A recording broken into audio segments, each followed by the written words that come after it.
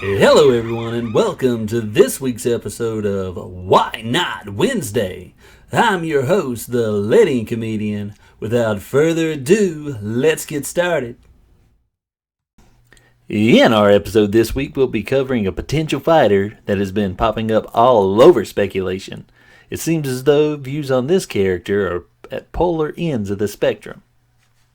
Either you're for or against her. Our goal here is to come from a middle ground, trying to be as unbiased as possible, and answer, why not Chun-Li? Chun-Li is the main female protagonist of the Street Fighter series, originally debuting in Street Fighter II in March of 1991. She's widely regarded as the first lady of fighting games, and rightfully so, as the first female fighter to not only appear in her home series, but in any fighting game to gain any mainstream recognition. She is an expert martial artist as well as a parole officer who seeks revenge for the death of her father at the hands of M. Bison. She's arguably the most iconic female in all of gaming. So why is she not an auto-include in the greatest video game crossover of all time? We'll start out with a list of cons that could hold this character back in a lot of people's eyes, so we can conclude on a more positive note with the pros this fighter's inclusion could provide, as well as a final take on the character. I think the biggest potential strike against Chun-Li's inclusion for most in the Smash scene is her home series may seem a little overrepresented already.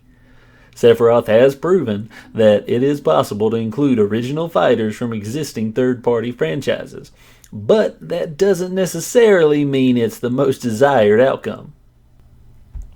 If we choose not to argue Chun-Li's parent company as a whole already has its fair share of representation, we can't help but wonder if yet another Street Fighter character is the best option for another fighter that hails from Capcom. If the company was allowed an additional opening on the cast, would the public not appreciate more universes colliding with the likes of Dante, Arthur, Leon Kennedy, and many, many more that have been long requested? Most would assume Chun-Li would continue the input command gimmick that her traditional fighting game brethren have utilized before her. Will she provide enough uniqueness to stand out among the other fan-dubbed Shotos? And lastly, since Super Smash Bros. Ultimate is a game for good boys and girls, is this spring beauty just too hot to handle? Then what's good with her? Chun-Li is a household name, and she's arguably the most recognizable female character in all of gaming. I wouldn't be surprised if not one person on Earth couldn't point out the chick from Street Fighter. Though the game is titled Super Smash Bros., the game has featured strong female representation since its initial launch. Why not continue the fight with the strongest woman on the planet? The Smash team has done a pretty good job of introducing fighters attractive to not only the younger audience, but tickling the nostalgias of the old school crowd. And at the moment, Team Classic is down by 1. I feel like we would see something special with Chun-Li's inclusion. Whether her stage would pan side to side with the action like a traditional fighter, or we might get a bonus challenge that would allow you to smash up a car for fun. Maybe the destructible car would be part of the stage, but Sephiroth also established a precedent that we could see new bonus modes even if they're just temporary. Well, let's see how these arguments hold up in my opinion. I personally think a fighter's merit as a character, moveset potential, and or legacy should, for the most part, outshine the politics surrounding their inclusion. Sure, we have Ryu and Ken already, but most agree if Ken wasn't in the picture, they'd be happy to see Chun-Li join the roster. And that's the kind of reasoning I'm against. That being said, there are many fighters to check out from the Capcom library. But as with my previous reasoning, Chun-Li getting added doesn't unjustify further Capcom characters.